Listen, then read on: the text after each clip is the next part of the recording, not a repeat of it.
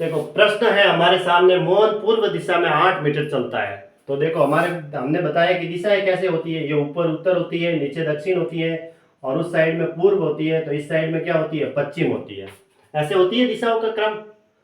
मोहन पूर्व दिशा में 8 मीटर चलता है, पूर्व दिशा उस साइड में तो 8 मीटर इसको चलाओ पूर्व दिशा की ओर। ये लो मैंने इसको यहाँ तक चला दिया, थोड़ा ही चलाओ ना, यहाँ तक ठीक है, 8 मीटर। ये पूर्व दिशा की ओर ये 8 मीटर चला, यहां से रवाना हुआ और ये 8 मीटर इधर चला पूर्व दिशा की ओर।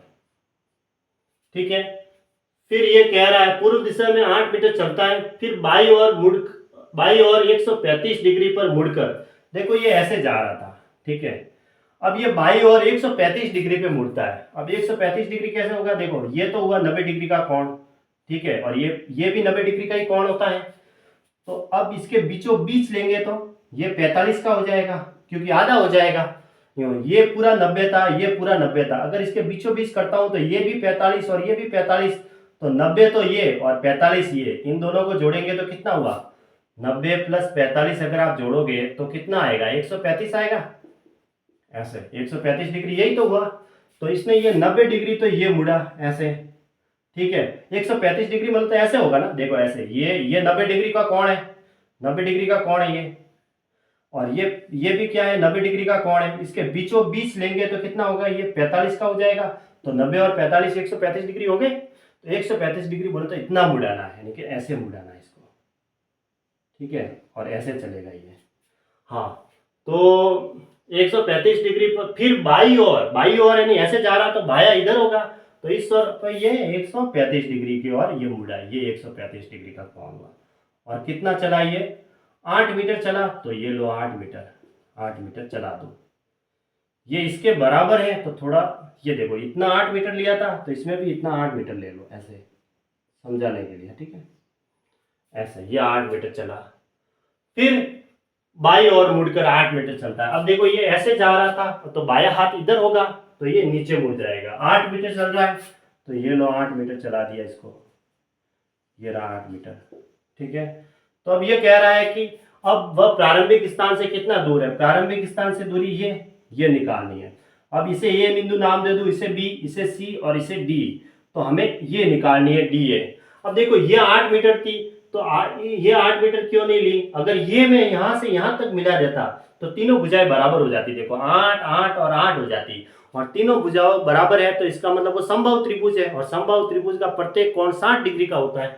जबकि ये कोण कितने का है, ये तो 45 डिग्री का है, ये तो 45 डिग्री का है। तीनों कोण अगर 60 डिग्री के हो जाएंगे तो फिर ये समबाहु त्रिभुज हो जाता था, मतलब अगर तीनों भुजाएं बराबर करते, यहाँ इसको मिलाते, तो तीनों भुजाएं बराबर होने पर तो प्रत्येक कोण 60 डिग्री का होना चाहिए था, जबकि ये कोण 45 डिग्री का है, इसलिए ये आगे जाएगी। अब देखो ये भुजा और ये भुजा आपस में बराबर है, इस बड़े वाले त्रिभुज में देखते हैं। बड़े वाले त्रिभुज में ये भुजा और ये भुजा तो बराबर है, और दो भुजाएं बराबर होती हैं, तो ये इनके बीच का कोण क्या होता है, 90 डिग्री, यानी ये भी है ये भी है, तो इनके बीच का कोण क्या होता है, 90 डिग्री।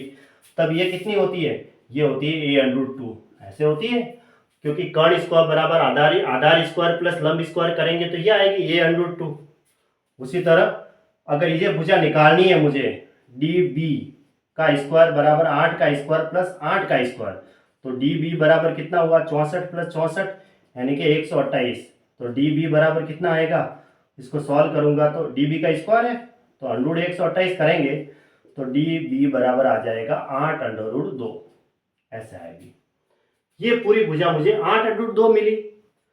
इसको ये समकोण त्रिभुज तो होता ही है, समद्विबाहु समकोण त्रिभुज कहते हैं, जिसमें दो भुजाएं बराबर है और एक कोण 90 डिग्री का है इनके बीच का, तो ये a है तो ये a है, तो ये a√2 होती है, मतलब a square plus a square करेंगे तो कर्ण स्क्वायर बराबर 2a स्क्वायर हो जाएगा, तो कर्ण बराबर a√2 हो जाएगा। इससे डायरेक्ट भी निकाल सकते हैं कि ये कोण 90 डिग्री का है, तो 90 के सामने कर्ण होती है, db ये पूरी कर्ण हो गई, कर्ण स्क्वायर बराबर आधार स्क्वायर प्लस लंब स्क्वायर कर दो, तो 8√2 आया है ना। 128 को अगर आप ऐसे लिखेंगे, 64 गुणा 2 करेंगे तो 128 आएगा, 64 का वर्गमूल तो 8 होता है, और √2 ऐसा कैसा, इस आधार पे।